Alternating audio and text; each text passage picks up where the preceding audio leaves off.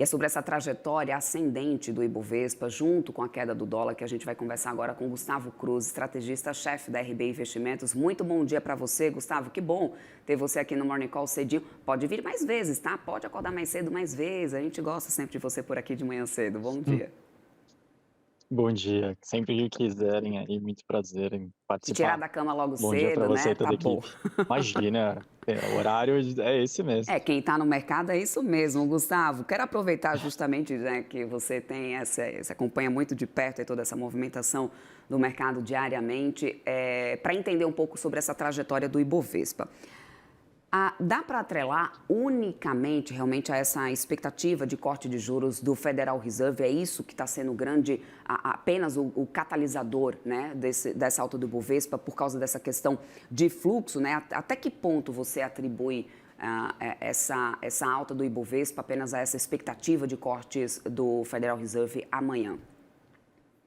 Eu diria que a maior parte está atribuída a isso mesmo. Assim como boa parte do mundo, a gente vê as bolsas em um momento melhor, a gente vê o dólar se enfraquecendo contra a maior parte das moedas, mas daria para colocar alguns elementos extras, como o final realmente do ciclo de alta de juros do Copom, com um início de discussão quando que ele vai começar a cortar, se vai ser no final desse ano, se vai ser no início do ano que vem. A gente vê que existem divisões no mercado financeiro. Também tem uma frustração, talvez, na vinda de mais retaliações dos Estados Unidos, o que pode ser revertido a qualquer momento. A gente sabe da imprevisibilidade que o presidente Trump gosta de ter, mas, de qualquer forma, existia algum temor que, assim que fosse anunciada a questão do ex-presidente Bolsonaro, pudessem vir novas medidas sancionando o Brasil, que até o momento a gente celebra que não vieram. Mas, de qualquer maneira, aí retomando o ponto inicial, não tem como falar que não é o Banco Central americano cortando juros que está estimulando esse bom momento das bolsas no mundo, do mercado financeiro como um todo no mundo. Uhum. Então, uma reversão desse cenário poderia vir justamente, pelo menos em relação ao Ibovespa, poderia vir justamente em novas retaliações para o Brasil, Gustavo? Acredito que sim, o próprio Ministério da Fazenda, ele colocou que o PIB do Brasil vai crescer 0,2 a menos só por conta das situações que estão na mesa, e a gente sabe que boa parte dos grandes setores exportadores para os Estados Unidos ou ficaram isentos ou com 10% de tarifa. Se isso subir, a previsão do PIB vai ter que ser revisada ainda mais para baixo, e aí o Ibovespa ele é um conjunto de empresas listadas, naturalmente o lucro delas sendo revisado para baixo impactaria o número índice como um todo também, isso faz parte. Da atividade econômica. A gente teve ontem o BCBR ficando até com uma redução além, né, do que estava sendo esperado pelo mercado, trazendo já essa questão da desaceleração da atividade econômica do país. Né? Obviamente, tem essa questão, como você muito bem lembrou, essa expectativa de um PIB menor para esse ano, na visão do governo, por causa do tarifaço. Mas, em contrapartida, a gente também tem novos mercados sendo destravados. Por exemplo, a gente teve pedido histórico, extraordinário, na verdade, de soja pela China. Isso deu um certo equilíbrio, inclusive, na nossa balança, mesmo diante do tarifaço. Né? Então, como que essa questão dessa desaceleração econômica pode influenciar, de alguma forma, essas expectativas de política monetária aqui no Brasil e, automaticamente, também podem influenciar as negociações, né? Ou seja, a atratividade dos nossos ativos, Gustavo? Olha, de fato, a gente teve uma agenda de abertura comercial muito mais forte nos últimos 9 anos para cá, 10 anos para cá. No último governo, a gente teve mais de 450 produtos que conseguiram liberação em alguns mercados em outras partes do mundo. Nesse governo, esse número deve ser superado. O Brasil, que tem mais ou menos 27% de abertura comercial, que é a soma da exportação e importação sobre o PIB, muito abaixo dos países vizinhos, chega a 47%, até acima de 50% em alguns casos. Ou seja, a mentalidade dos governos ela mudou. Ela é de buscar novos mercados, de tentar fugir um pouco da dependência só da China ou dos Estados Unidos, como era antes da China, e diante disso a gente vê oportunidades surgindo em várias regiões do Brasil para destinos diferentes. E isso é muito bem recebido e é algo que aumenta o PIB potencial de médio e longo prazo, não só aquele PIB do ano que vem, do próximo ano, de 2027, e realmente é algo que vai ser colhido ao longo da próxima década, então a gente torce muito para esse tipo de iniciativa que ela seja continuada, porque os frutos eles são muito bem recebidos aqui no país. Agora, Gustavo, o dólar, né? Enquanto a gente tem aí o Ibovespa destravando, né, novos recordes, a gente também tem um dólar voltando a patamares que a gente não tinha, né, há um ano, pelo menos. E um cenário totalmente diferente do que a gente tinha de previsibilidade, né, de previsão desse início de ano. Eu lembro que até ontem eu estava comentando sobre isso, o boletim Focus do dia 10 de janeiro mostrava uma projeção de dólar a R$ 6. Hoje a gente tem uma projeção de dólar a 5,50. Revisões devem continuar no Focus, porque a gente teve ontem um fechamento a 5,32, né? Obviamente que a queda do dólar é muito favorável para a nossa inflação, para aliviar preços, mas em contrapartida a gente tem, né, o motor da agricultura sendo ainda o grande catalisador da nossa atividade econômica. Então, até que ponto essa desaceleração do dólar é confortável para poder manter uma balança comercial sem tanto impacto e também, obviamente, né, não afetar tanto os setores que são mais exportadores. Como que vocês estão vendo essa trajetória do dólar aí na RB Investimentos e como que estão as projeções de vocês em relação a isso? Bom, nos parecia que realmente tinha esse espaço para uma desvalorização do dólar não só contra o real, mas contra a maior parte do mundo, porque o corte de juros que até 2 meses atrás, se a gente voltasse para julho, o mercado estava dividido, ele não tinha nem certeza que teria um corte de juros naquele período, e a gente nos parecia que os sinais eram de que teria sim. Então essa trajetória, ela faz sentido.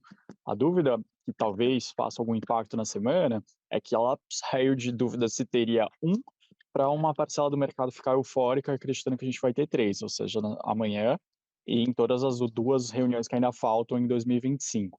Isso não é claro. Os dirigentes do Banco Central americano, eles divergem sobre esse ponto, sobre a necessidade de cortar aceleradamente. Pode ser que amanhã eles mostrem o corte de juros de 0,25 como boa parte do mercado espera, mas no material de projeções deles, eles botem só 2 cortes para o final desse ano ou até menos. Algo que vai ser um pouco mal recebido por uma parcela do mercado. Mas, de qualquer forma, se a gente pega a trajetória da taxa de 10 anos da dívida, da Treasury de 10 anos, ela está beirando o limite de 4%, no menor patamar desde abril desse ano. E ela é uma taxa referência para boa parte dos ativos no mundo, o que indica realmente uma sensação bem diferente do que a gente teve ao longo do ano. A sensação de que a gente vai para uma trajetória de corte, um ciclo de corte de juros, que pode ser mais rápido, pode ser mais lento, mas que a trajetória é essa, muito apoiado em um mercado de trabalho que parou de ser tão dinâmico quanto nos últimos anos nos Estados Unidos. Uhum.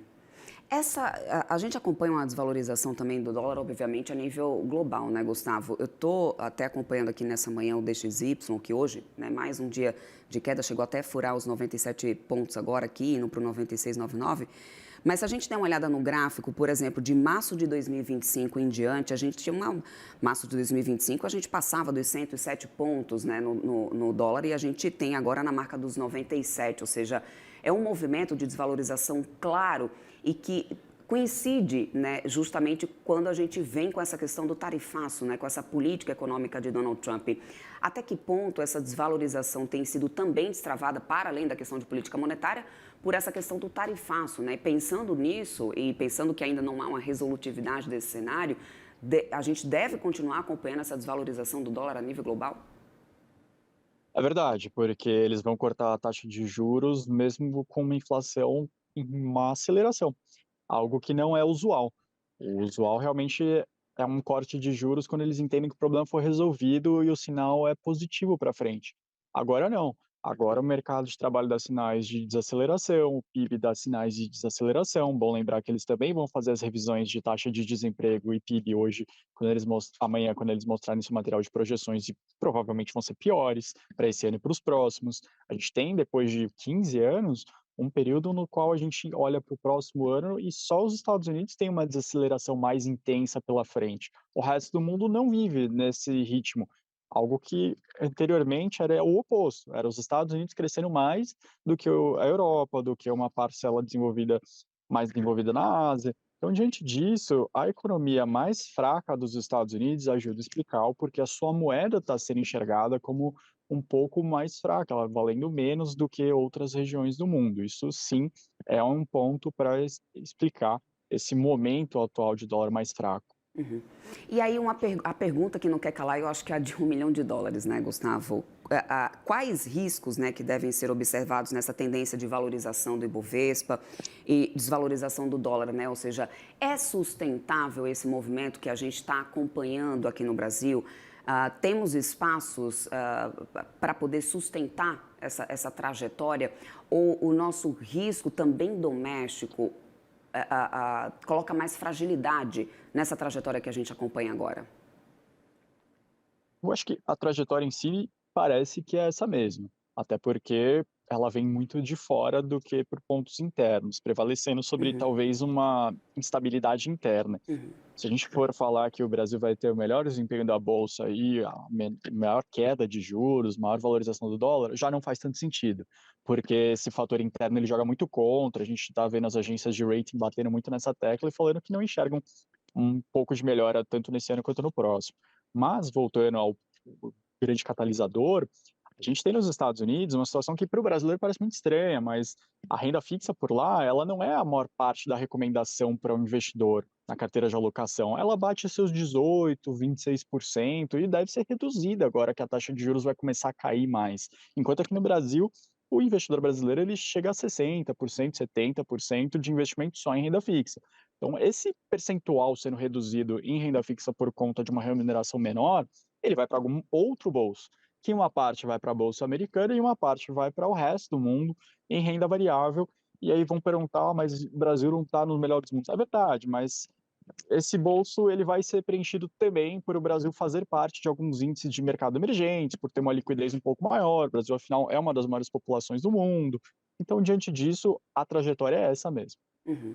Perfeito, Gustavo. Eu quero muito agradecer a tua participação aqui conosco. Soltamos até um spoiler aqui do Pedro Moreira, que vai chegar daqui a pouquinho aqui na nossa programação, trazendo alguns assuntos lá de Brasília. Mas, Gustavo, muito obrigada pelo teu tempo, obrigado por estar aqui trazendo um pouco desse olhar aí de vocês a RB. Forte abraço para você e para todo o time aí. Eu que agradeço aqui para todo o time do CNN. Até a próxima. Bom Até resto de mais. semana para vocês. Obrigada.